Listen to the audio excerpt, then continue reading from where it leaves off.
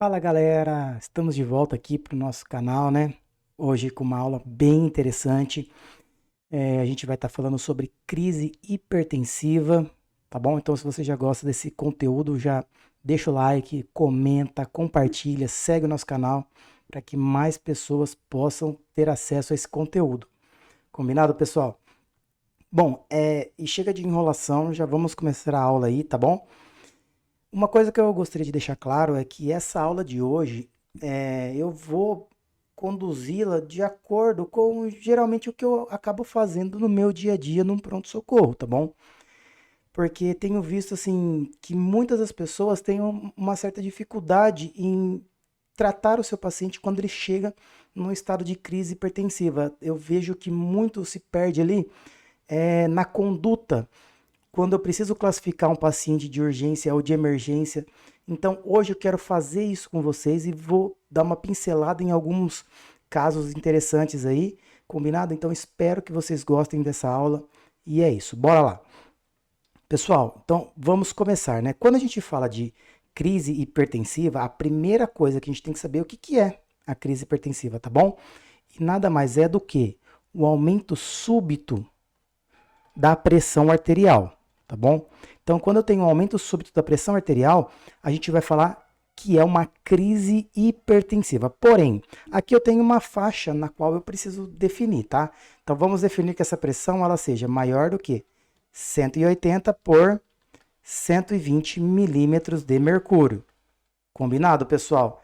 E aí, aqui a gente acabou de definir mais ou menos o que vai estar acontecendo na nossa crise hipertensiva. Então, um aumento súbito da pressão arterial que seja maior a 180 por 120 milímetros de mercúrio.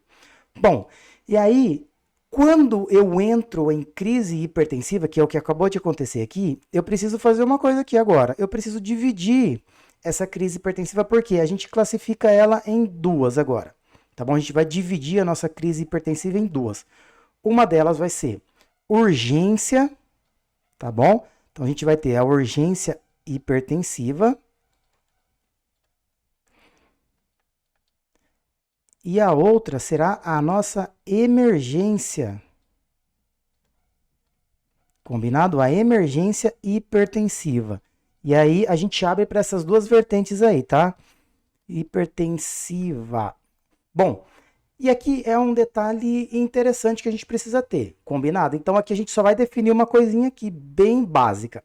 Pensando em urgência hipertensiva, quando que eu tenho uma urgência hipertensiva?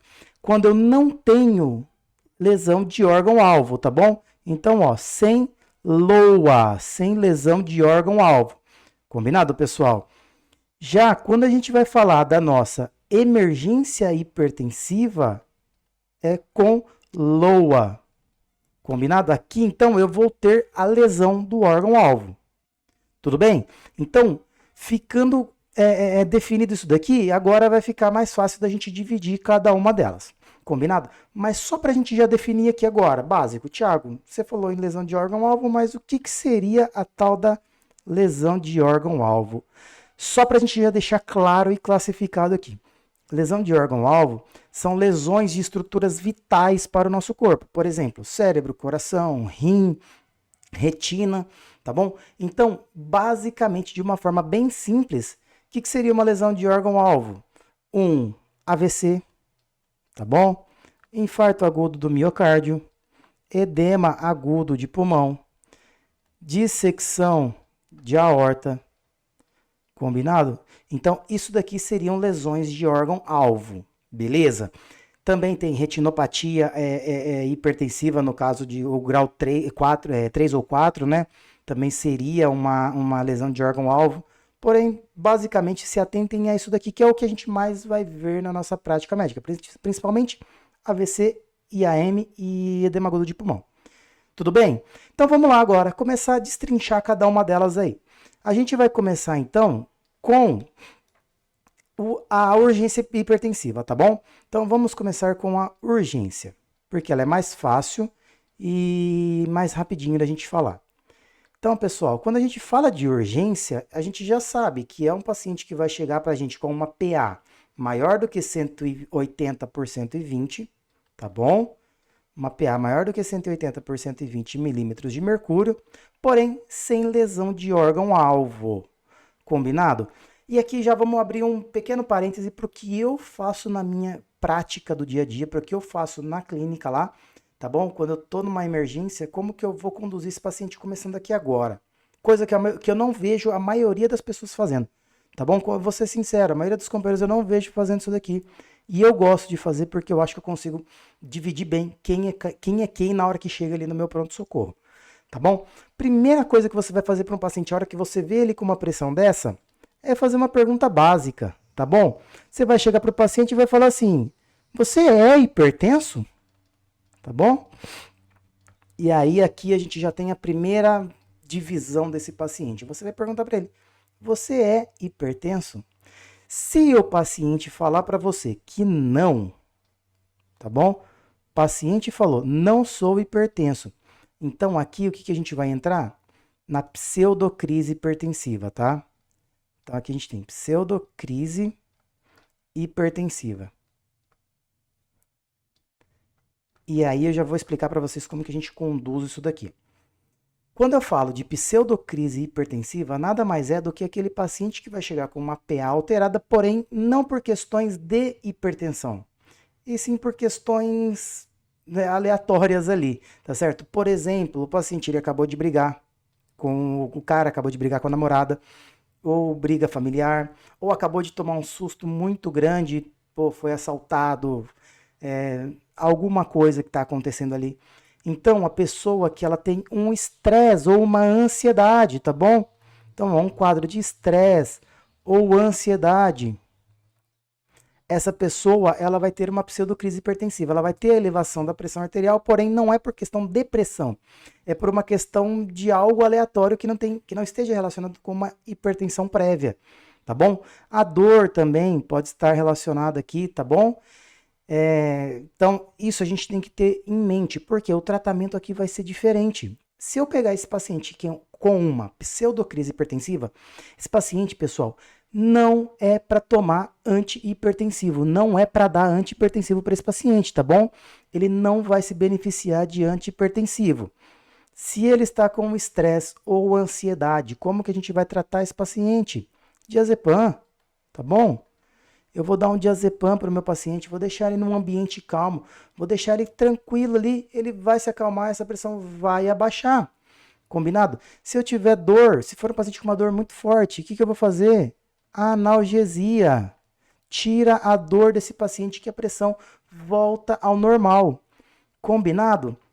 Muitas vezes vocês vão ver sim, paciente com uma PA de 200 por 100, lá 120, tá bom? E ele tá ansioso, tá com estresse, ou ele tá com uma dor muito importante. Tira a dor ou tira a ansiedade desse paciente, ele vai voltar ao normal, a PA dele vai reduzir.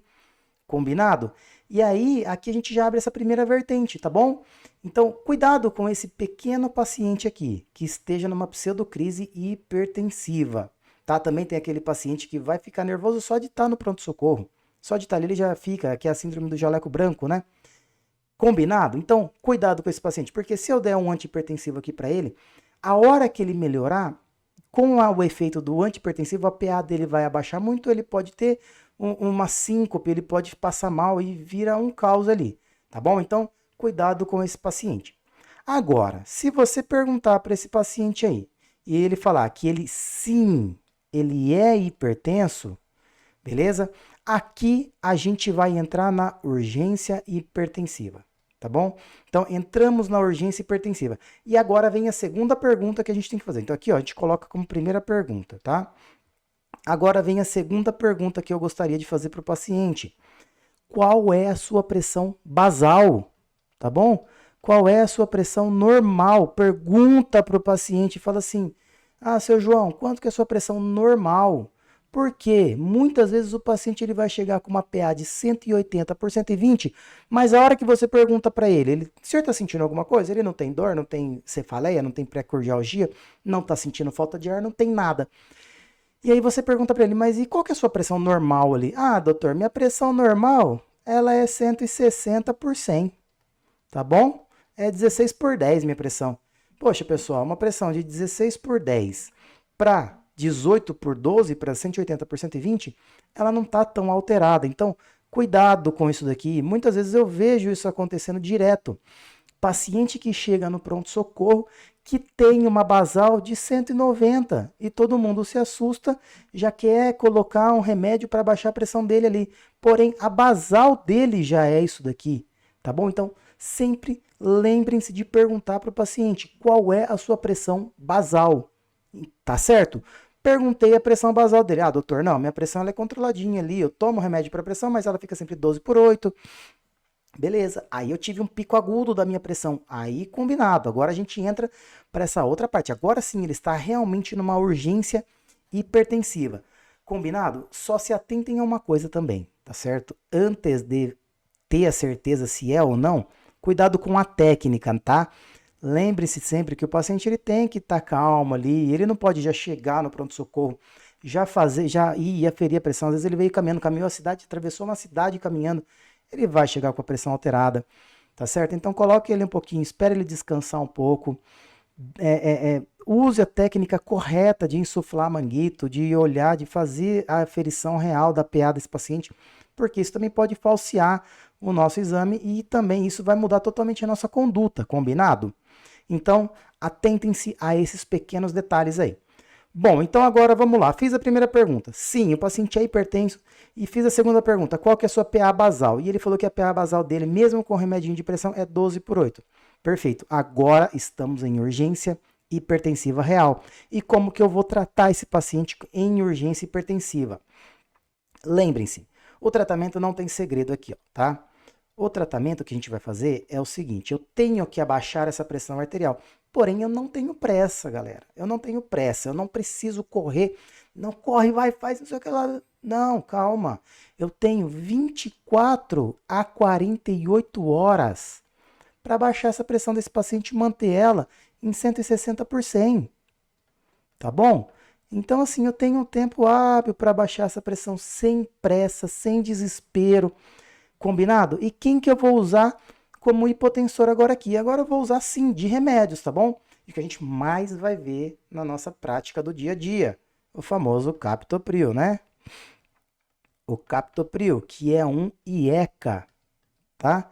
Que é um IECA, inibidor da enzima conversora de angiotensina. Combinado? Esse carinha é o principal de todos. E aqui já fica um adendo, tá?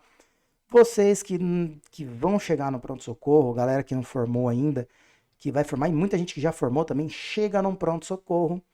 Tem aquela galera das antigas lá, que na hora que você fala para ele fazer você fala assim, ó, pede pro enfermeiro, fala assim, faz um captopril para esse paciente. Aí ele vai chegar para você e falar assim, ah, doutor, sublingual? Pessoal, não existe captopril sublingual, tá bom? Não existe captopril sublingual. Guardem isso para a vida de vocês. Captopril é VO, ele tem que tomar o comprimido. Combinado? Então, primeira coisa que a gente já deixa claro aqui. Outra medicaçãozinha que a gente pode usar ali, ó, é a clonidina, tá bom? A clonidina de 0,1 miligrama, né, que é o que a gente tem ali, 0,1, 0,1, 0,5 miligrama. Esse carinha é legal, porque além dela ser uma droga hipotensora, tá bom? Porque ela é um agonista alfa-2 a nível central, adrenérgico a nível central, tá bom? Ela faz com que eu tenha uma diminuição da minha ação simpática, então eu diminuo a ação simpática com diminuição da resistência vascular periférica. Porém, ela também acalma o paciente. Então aqui eu gosto disso daqui, ó. Então, coloca aqui que ela consegue, além de fazer o efeito hipotensor, ela acalma o paciente. Porém, quem que é o que a gente mais vai ver na nossa prática médica? Captopril. É esse cara que é o que a gente tem em todos os prontos-socorros da vida, tá bom? Esse cara dificilmente não vai ter o captopril ali. A gente também tem a hidralazina, tá? A hidralazina, que ela é um hipotensor, ela faz vasodilatação, atuando diretamente nos níveis dos músculos lisos dos vasos, tá? O mecanismo de ação não é muito bem descrito aí, porém é basicamente isso daí. E a gente também tem o nifedipino, né? Nifedipino, que é um bloqueador de canal de cálcio, tá bom? Tiago, qual que é o que você usa no seu dia a dia, lá no seu consultório de urgência e emergência? captopril, tá bom? Se me perguntarem, eu uso captopril. Já usei a clonidina uma vez, duas vezes eu acho que eu usei clonidina, mas quem eu uso é captopril. Esse é o cara. Combinado, pessoal? E aí, fique um adendo aqui para esse paciente, ó. Eu vou até desenhar aqui, ó. Ó, atenção. Atenção com esse paciente aqui, ó. Atenção. Não dar antihipertensivo se o paciente não é hipertenso, tá bom?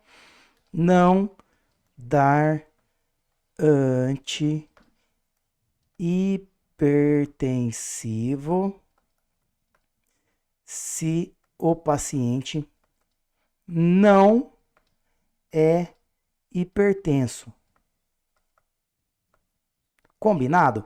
Esse paciente ele vai se beneficiar muito mais de uma orientação do que você dar um remédio para pressão para ele. Tá certo, pessoal? Então, cuidado. Abrimos para urgência hipertensiva. Já explicamos o tratamento, explicamos como que a gente vai fazer para definir quem é esse cara aí. Combinado? Agora, saímos da urgência e vamos para emergência hipertensiva. E agora a brincadeira fica um pouco mais séria. Por quê? Quando a gente fala de emergência, tá? Vou até colocar aqui em cima, ó. Emergência é o paciente que vai chegar com uma PA maior do que 180 por 120, tá bom?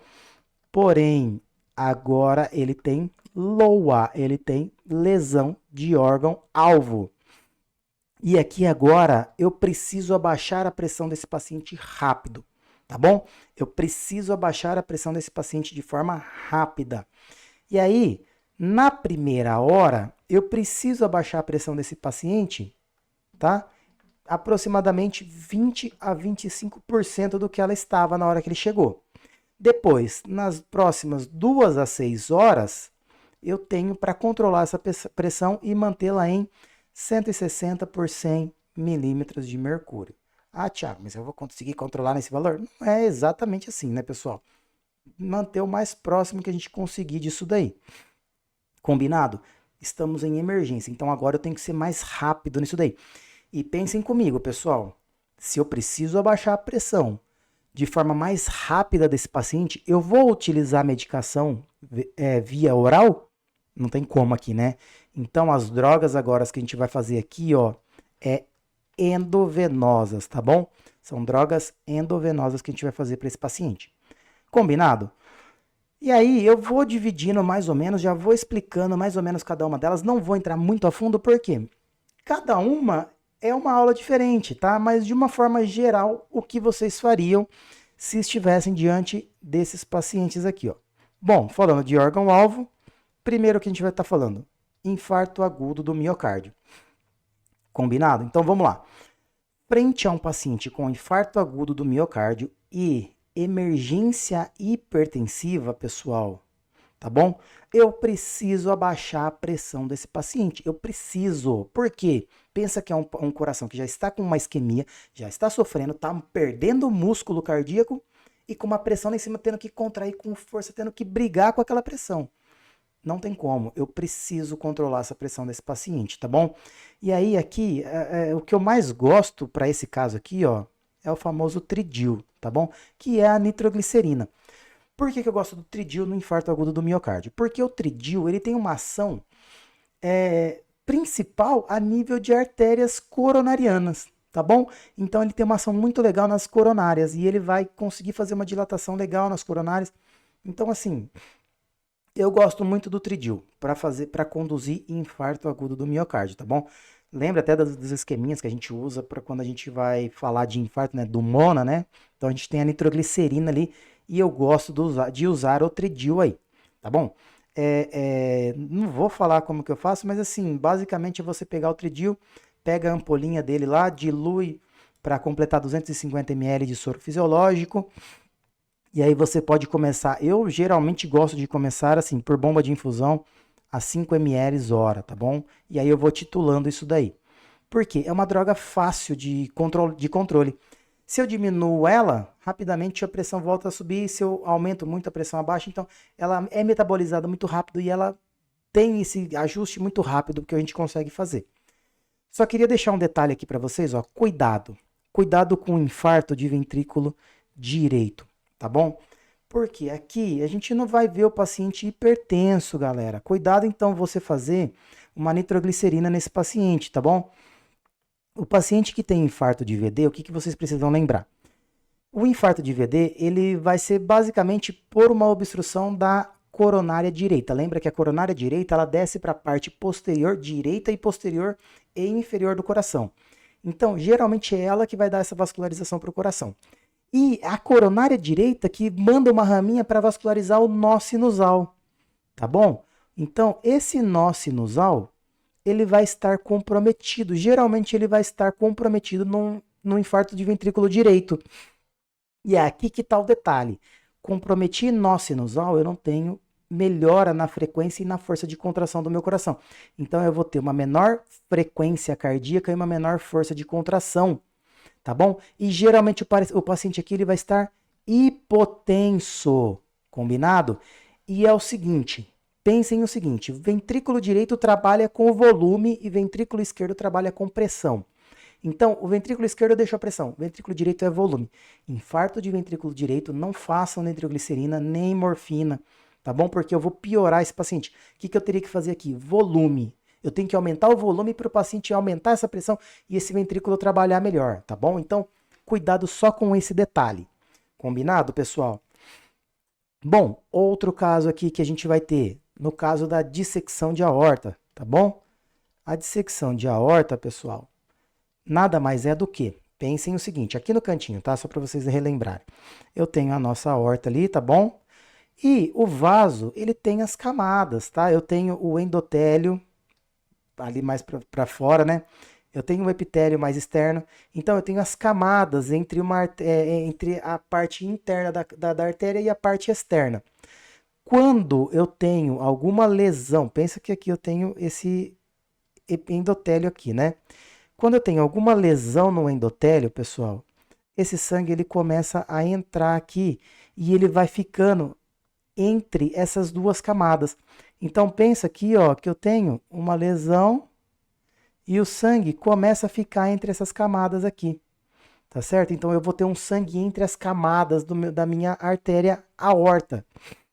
E aqui eu preciso, num paciente com uma pressão muito elevada, eu preciso diminuir a pressão desse paciente. Só que, cuidado com esse paciente aqui.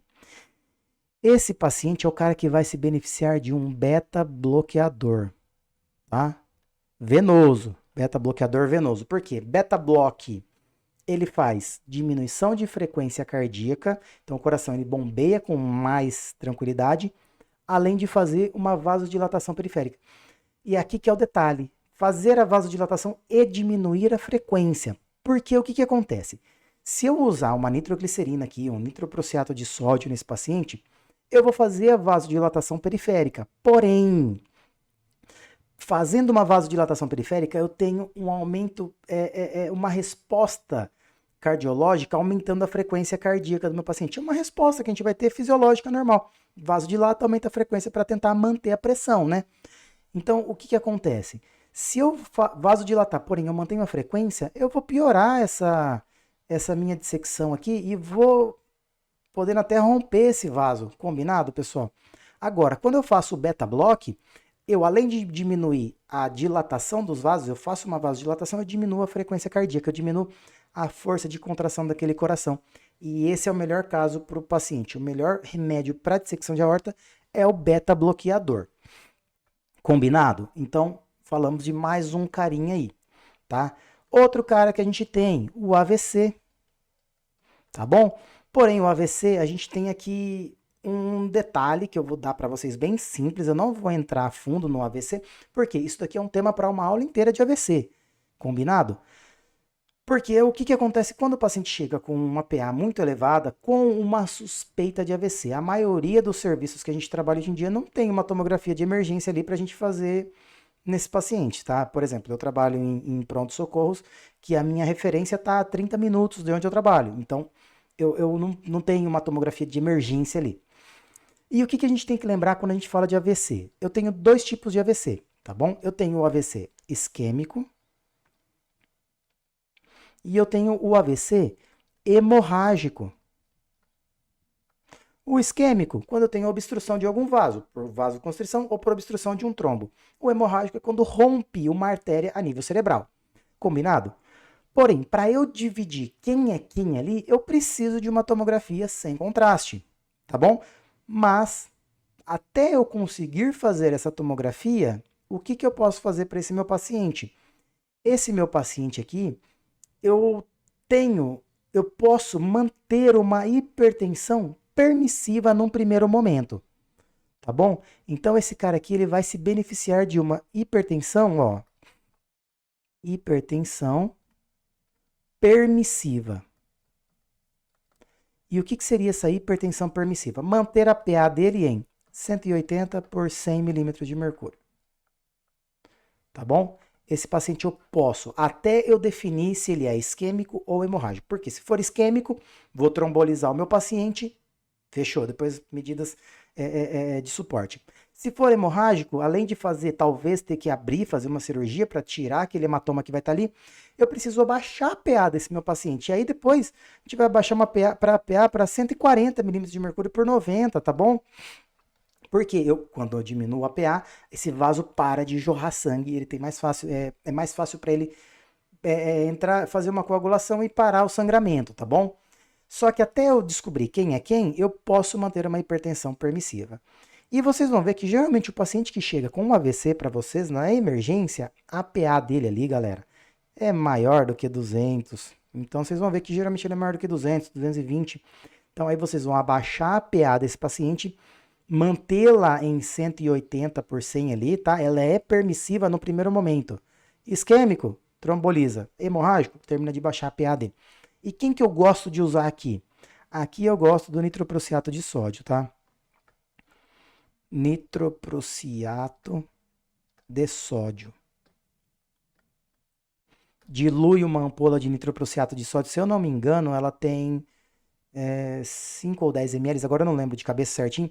Você dilui a ampola para 250 ml de soro e começa em bomba de infusão. Eu gosto de começar a 5 ml por hora, tá bom?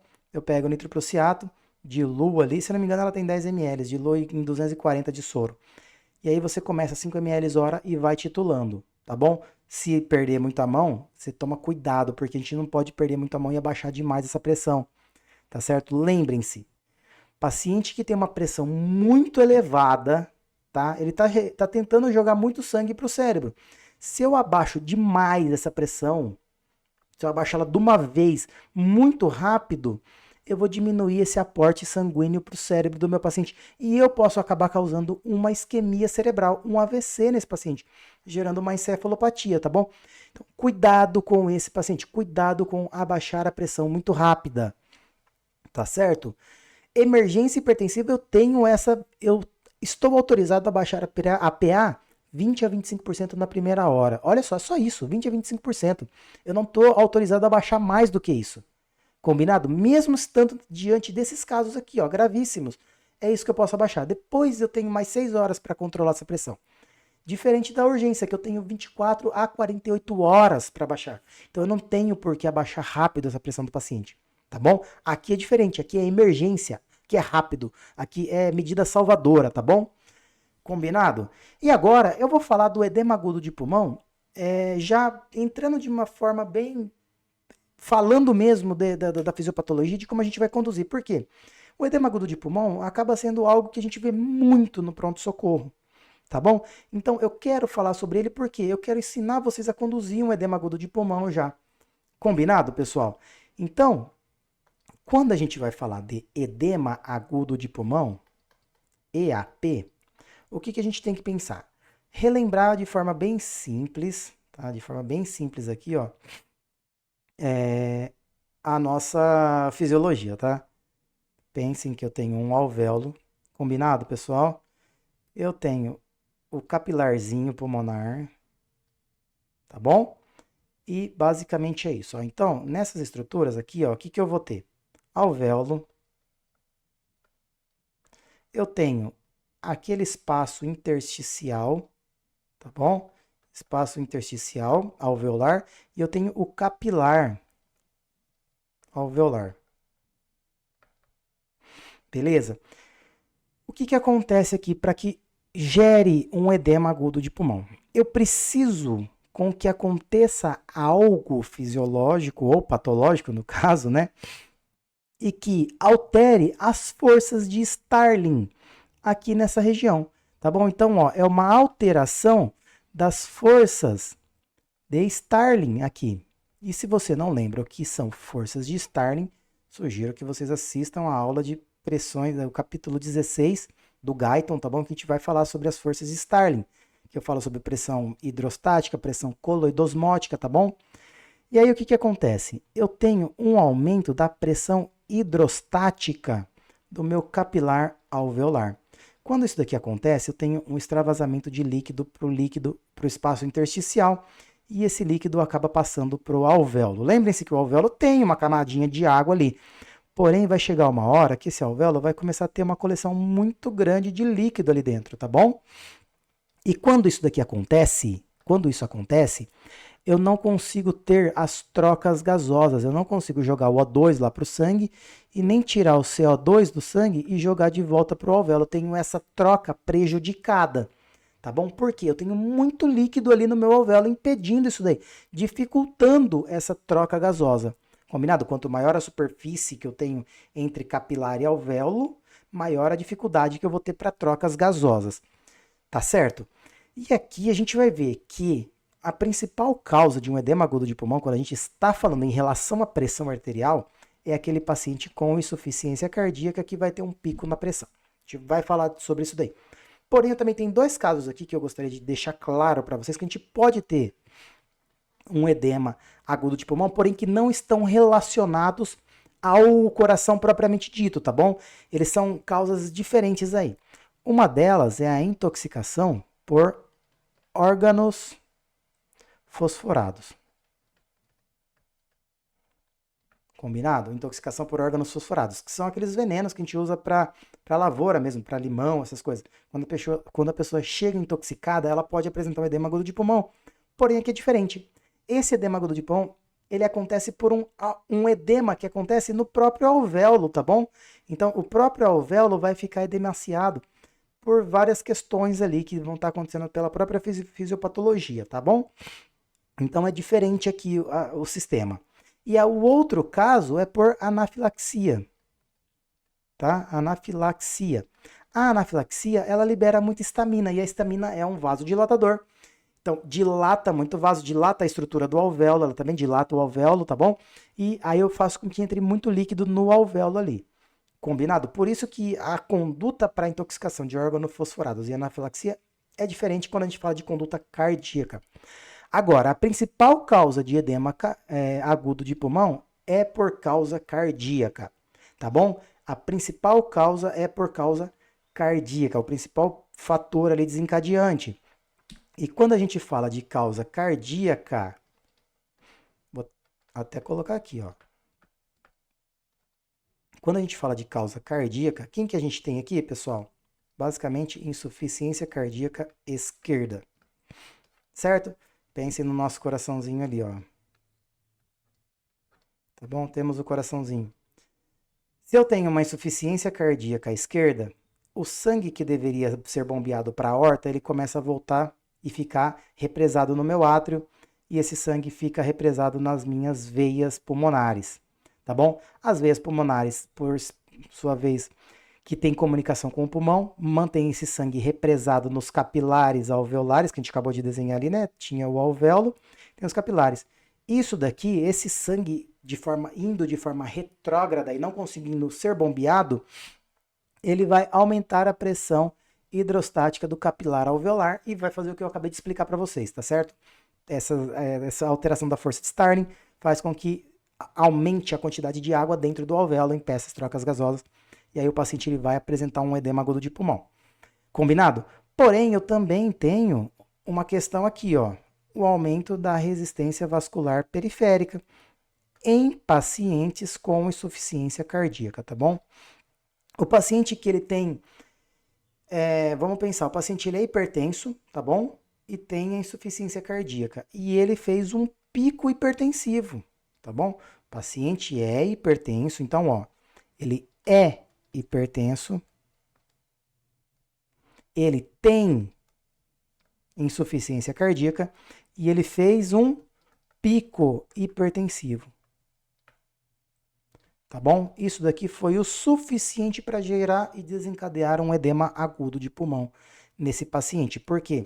Pensa, pessoal, resistência vascular periférica. Todo o meu corpo faz vasoconstrição.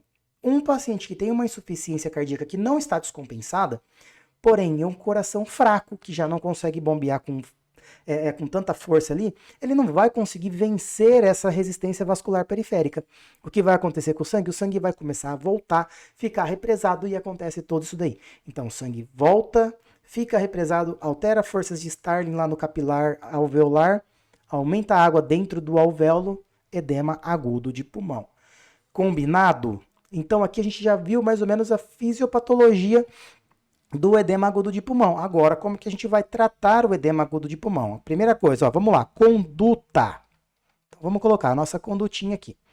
Sempre, todo paciente que vocês forem ver aí, que estamos falando em emergência hipertensiva, a primeira coisa que vocês vão ter que fazer para esse paciente é MOV, monitor, oxigênio e veia.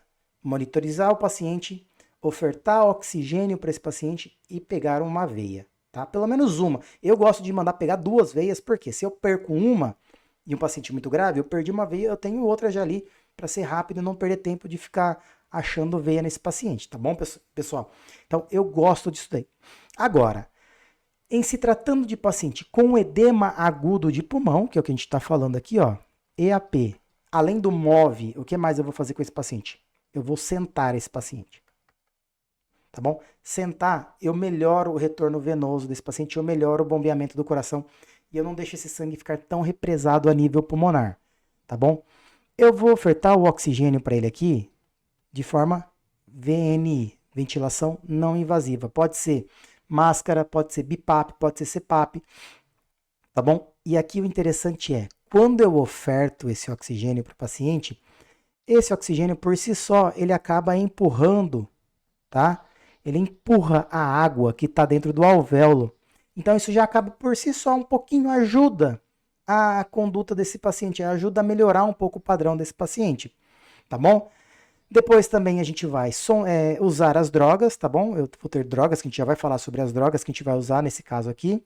E a gente não pode esquecer de sondar o paciente, tá bom? Por quê? Muitas vezes o paciente não vai ter condição nenhuma de levantar para ir no banheiro e fazer xixi. E as drogas que a gente vai usar no paciente, uma delas é para o paciente urinar, tá bom? Então, a gente não pode esquecer de sondar esse paciente aqui. E a maioria vai estar acamado ou deitadinho ali, então vocês vão ver que são pacientes bem graves já, tá bom? Combinado? E aí agora a gente vai abrir para os 2 tipos diferentes que a gente vai ter de edema agudo de pulmão e como que eu vou conduzir cada um deles aí. Então vamos lá. O paciente que eu tenho um edema agudo de pulmão, tá bom? Porém aqui, ó, ele tem um aumento da pressão arterial, tá bom? É o seguinte, é o paciente que vai ter um EAP com APA maior do que 180 por 120 milímetros de mercúrio. Ele está em crise hipertensiva e abriu um quadro de edema agudo de pulmão. O que é o principal responsável nesse caso aqui, ó? Aqui é causa cardíaca, né? Insuficiência cardíaca mais aumento da resistência vascular periférica. Pensando agora na fisiopatologia que eu acabei de explicar para vocês. Se o problema é a insuficiência cardíaca e o aumento da resistência vascular periférica, ou seja, o coração que já estava insuficiente e não está conseguindo bombear sangue, frente a um aumento da constrição a nível periférico. O que eu preciso fazer com esse paciente, pessoal? Baixar a PA dele. Eu preciso diminuir a resistência vascular periférica e fazer esse paciente urinar. Tá bom? Então, como que eu vou diminuir? Não vou nem colocar aqui, ó. Como que eu vou conduzir a resistência vascular periférica? Droga venosa, a gente já falou, né? Eu gosto muito do nitroprusiato de sódio. Tá bom? Porém, também posso lançar mão aqui do tridil, tá bom? A nitroglicerina também vai bem aqui. Mas eu prefiro o nitroprusiato de sódio. Eu gosto mais dele. Eu conduzo melhor esse cara aí. Combinado? E aí, aqui eu já vou ter uma diminuição da resistência vascular periférica. E o que mais que eu vou fazer nesse paciente aqui, ó? Eu vou ter que fazer esse paciente fazer xixi, né? Então, eu vou fazer um diurético nele. E aí, quem que a gente vai usar de diurético?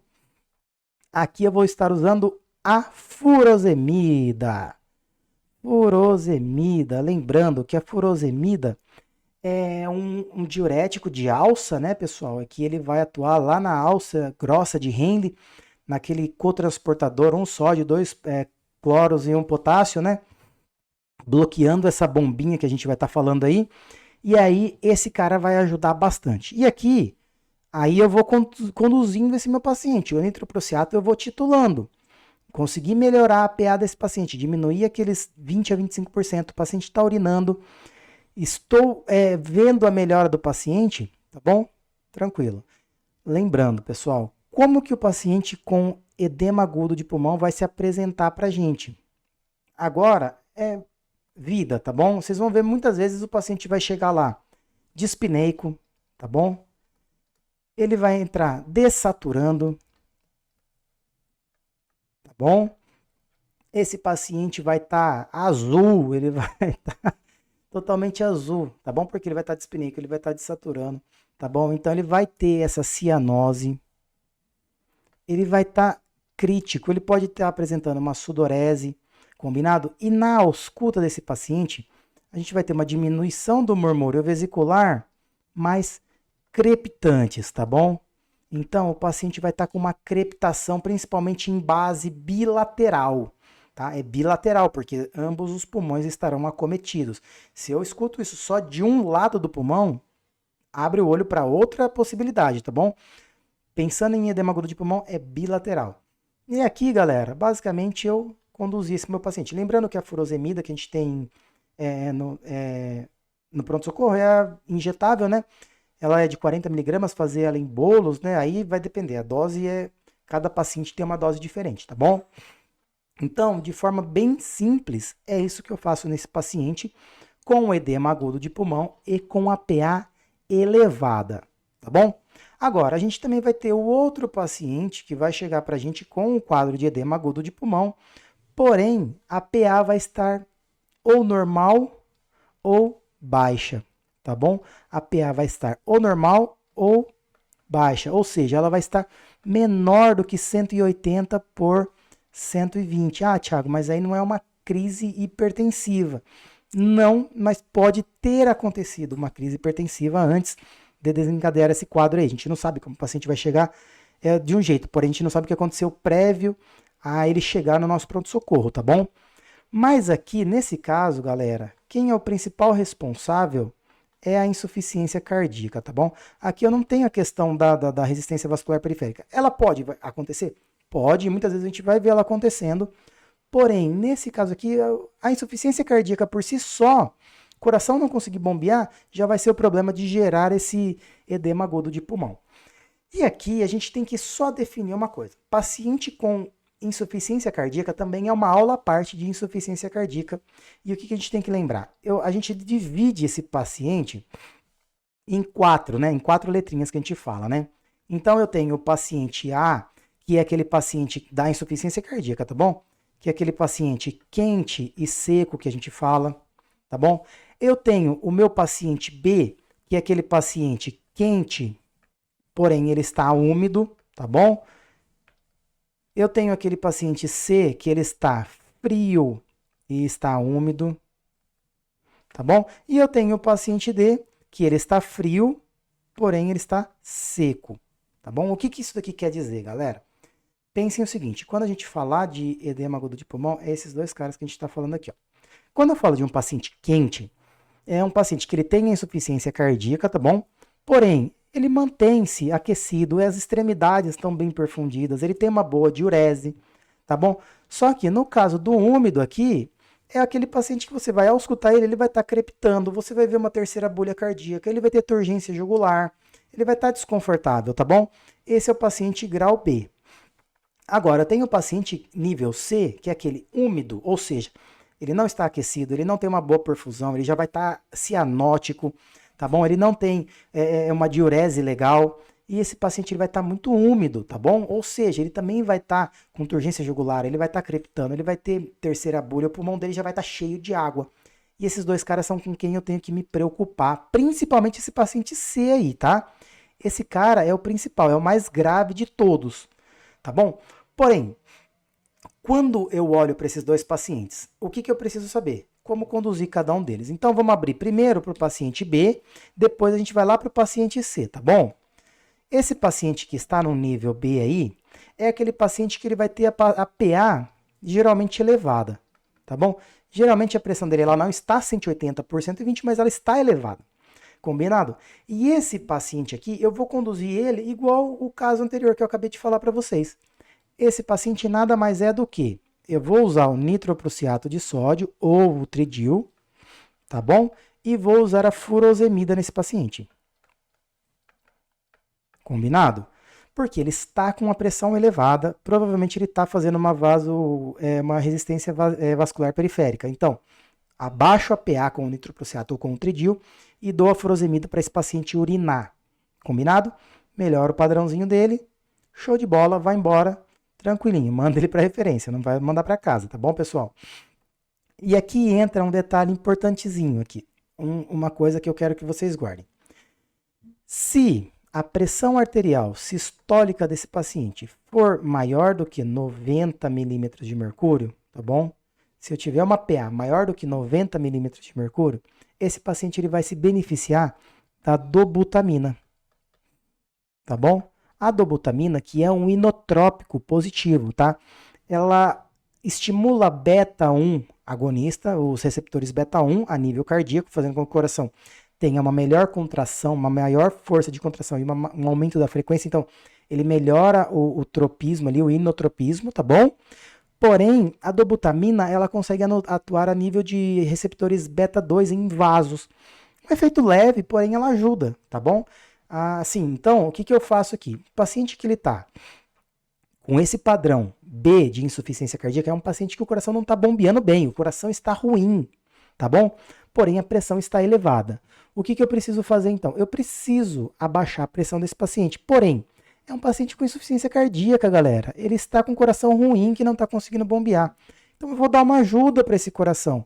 Vou entrar com a dobutamina, tá bom? Também pega a ampolinha de dobuta, dilui para 250 e começa a 5 ml hora também. Eu também gosto de começar a dobuta a 5 ml hora. Combinado?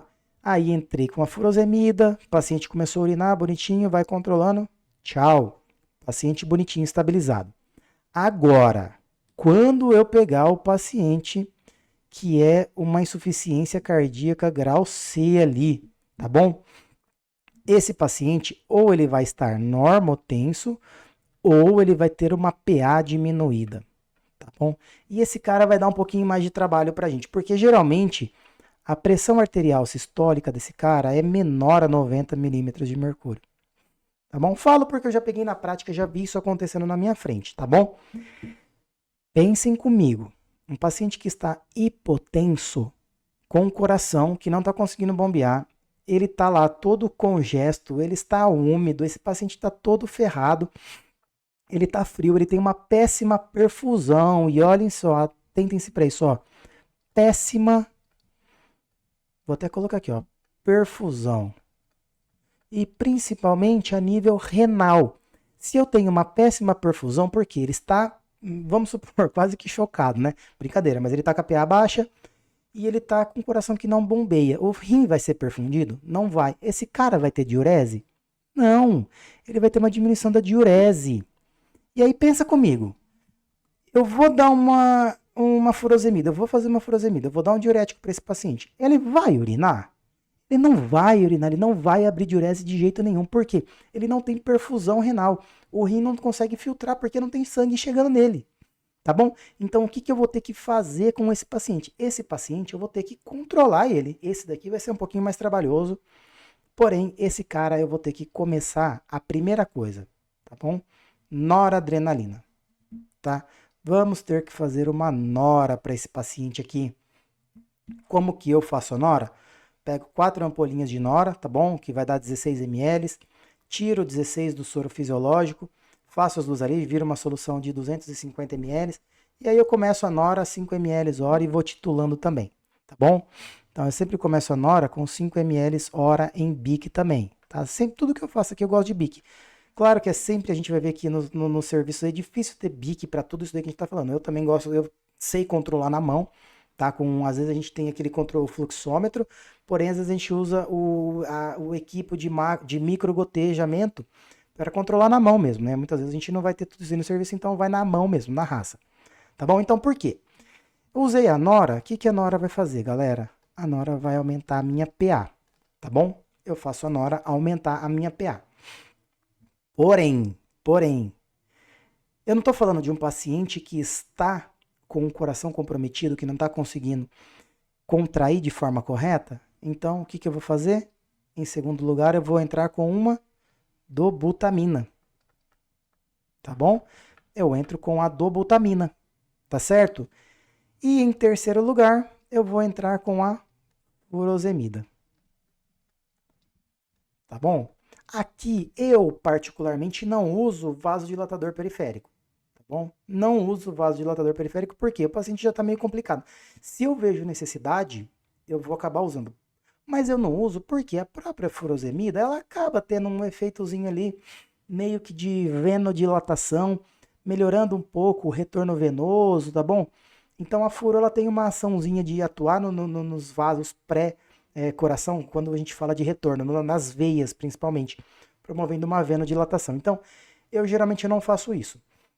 E aí, o que que vai acontecer aqui, pessoal? Bom, ó, entrei com a nora, tá bom? O paciente começa a melhorar a PA dele, eu vou abrir a dobuta. Porém, quando eu começo a dobutamina, tá bom? Automaticamente aqui eu tenho que ir diminuindo a noradrenalina, tá bom?